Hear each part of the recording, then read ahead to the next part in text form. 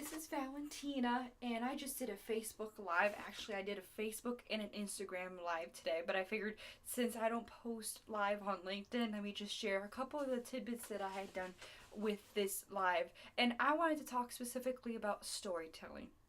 Storytelling for businesses with social media. I actually read a really good book. I'm actually almost done with it, The Storyteller's Secret, and I wanted to share some things that I thought that were useful and insightful for small business owners. So let me start with a quote that I want to get started with.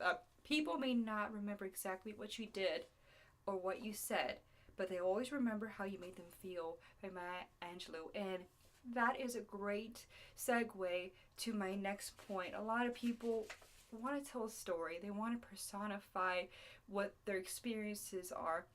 And the thing is that a lot of them maybe might not want to use social media or video to really get the word out. And the thing is, we do need to have a video. We need to tell our story. And there was a great quote here that I got, or actually a statistic from Cisco. It says video marketing will be made up about 80% of total internet traffic by the year 2020. Again, video marketing will make up 80% of total internet traffic by the year 2020.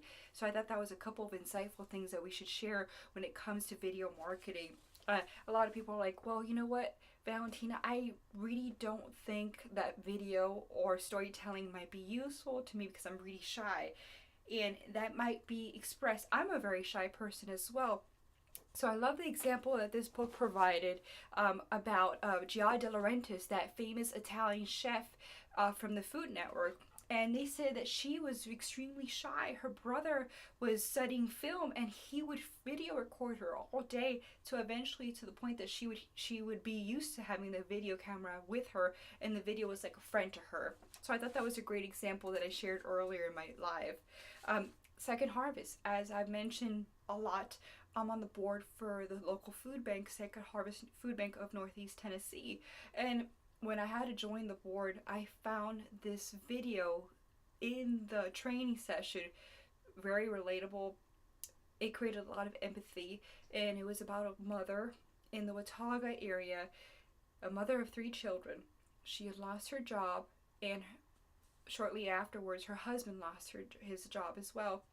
So there was one line in the story that really touched me, and as a mother, it was something that I guess anyone can relate to. And the video was shot in the middle of winter, and she said, "Do I spend $20 buying a pack of diapers, or do I spend the $20 paying for the electric bill?" And I thought that was something that, it's a great story. It's relatable, and they use the food bank to provide food for their kids back to back program, and the mobile food pantry to keep food on the table. And remember, these are 3 children and themselves.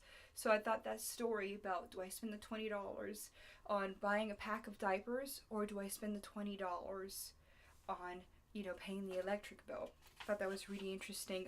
One thing that I also read in this book that I'm mentioning a lot, and a lot of people that are business owners, organizational people that work in nonprofits, or individuals that work in corporate America might benefit from this storytelling book, because we all have to sell ourselves. We all have to tell our story.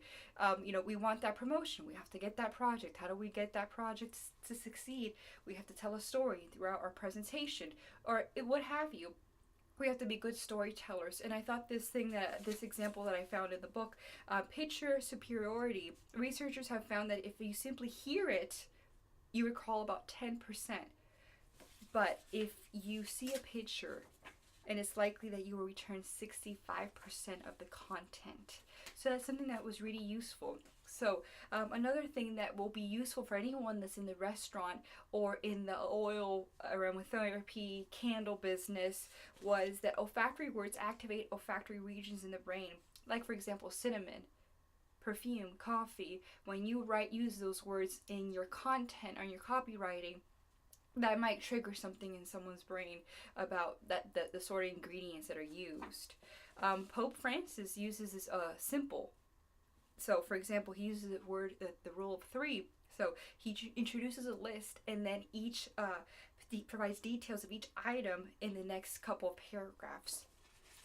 Finally, there was really good research from Keith Oatley at the University of Toronto, and he says detailed stories stimulate the same neurological regions of the brain that will be activated if we were encountering the situation in real life.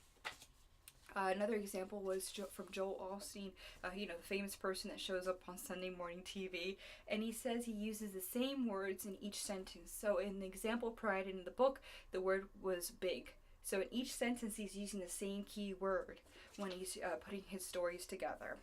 One thing that I thought was really funny, and I'm all about humor and making our engaging with the audiences using humor, it says here, laughter is used to make a point or emphasis. And there was a really funny advertisement that I saw on my Instagram on a sponsored content, and it said, they say millennials are lazy. Retire early and prove them right. And then finally from Richard Branson, I love the example that they said, make it short like a tweet. And a tweet, as you know, has 140 characters. So how can we make that story or that specific service or whatever you're trying to say short and to the point?